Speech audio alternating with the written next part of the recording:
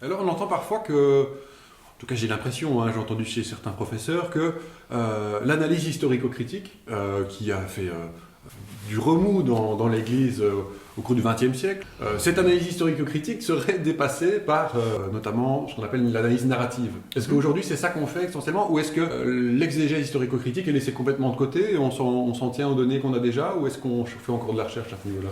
Alors c'est une réponse, je vais faire une réponse en plusieurs étapes. Je vais faire une première réponse à la Benoît XVI. Benoît XVI vous dit dans son Jésus, l'analyse historico-critique a donné tout ce qu'elle avait à donner. On peut être d'accord avec ça dans le sens où on peut dire qu'il y a une forme de manière de regarder le texte avec de manière assez étroite, c'est-à-dire en essayant de se poser des questions sur le Jésus historique, est-ce que je peux les critères, est-ce que je peux dire que Jésus a fait ci, a fait ça. Je veux dire, le texte finalement est assez court, on a un corpus historique assez assez réduit dans l'Antiquité, donc il y a un moment où on s'est posé toutes les questions possibles. Bon, mais en même temps, c'est vrai, mais c'est pas vrai, parce que comme je disais, la science historique est tout le temps en train de changer, de se poser d'autres questions. Et donc, ce qui était autrefois l'analyse historico-critique, donc cette manière de se poser des questions sur... Le plus simple, c'est de parler du Jésus historique, parce qu'on voit, tout le monde voit ce que c'est. Qu'est-ce que Jésus faisait, est-ce qu'il a existé, etc. Ça, c'est limité, ça c'est clair.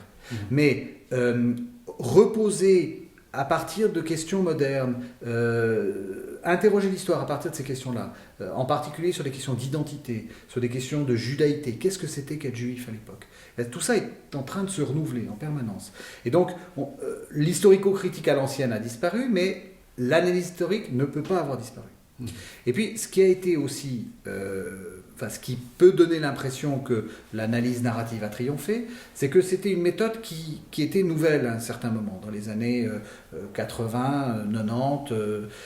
On voit bien que quand une méthode arrive sur le marché, si j'ose dire, ou quand dans le milieu universitaire une nouvelle perspective naît, forcément, pour conquérir son public, elle a besoin de dire que tout ce qui l'a précédé est dépassé. Maintenant, on voit bien que dans le monde de l'exégèse, le côté historico-critique et le côté narratif est en train de trouver une sorte de dialogue, de modus vivendi. On se rend compte que le vieux impératif de ce qu'on appelait l'immanence, c'est-à-dire de dire on reste dans le texte, on ne bouge pas du texte, n'a pas de sens, parce que lorsque le texte vous dit que Jésus est... convoqué devant le Sanhédrin, donc le grand conseil juif, il faut quand même aller voir ce que c'est que le grand conseil juif. Si vous ne savez pas ce que c'est, une partie du texte vous échappe. Donc on voit bien que voilà, on a besoin de l'histoire pour comprendre le texte. Et en même temps, on voit bien que l'inverse est vrai, c'est-à-dire que le texte prend, l'historien prend une partie de ces questions à travers aussi la lecture littéraire qu'on en fait.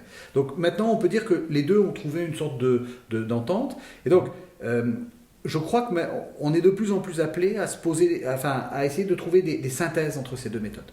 À la fois mettre en lumière des questions très historiques, mais en même temps de se poser la question de comment ces problèmes historiques se disent dans le texte, sont mis en musique, si je puis dire, par le texte. Ok. Alors on a cette impression, parfois j'ai l'impression, il y a cette méfiance parfois comme ça chez certains chrétiens vis-à-vis de l'exégèse, comme quoi ce serait, voilà, c'est une fameuse question, est-ce que ce serait quelque chose de dangereux pour la foi? Est-ce que finalement l'exégèse en tant que telle fait perdre la foi? Fait perdre la foi, voilà. Alors moi je vais vous faire une réponse très courte, et qui est celle de mon vieux maître, il s'appelait Xavier Léon Dufour, c'était un jésuite. Et lui disait, un peu d'exégèse fait perdre la foi, beaucoup d'exégèse y ramène. Et je crois que c'est assez vrai. C'est-à-dire que si vous regardez, vous lisez très rapidement des textes d'exégètes qui vous disent « Oh, mais vous savez, Jésus, peut-être qu'il n'a pas fait tel miracle, etc. » Très vite, vous vous dites « Mais on nous a menti, etc. » Mais quand vous prolongez votre travail, que vous vous apercevez que tout ça a une cohérence, que le but c'est pas de faire perdre la foi aux gens, mais c'est d'essayer d'affiner leur foi, alors vous vous apercevez que l'exégèse c'est un des meilleurs alliés de la foi.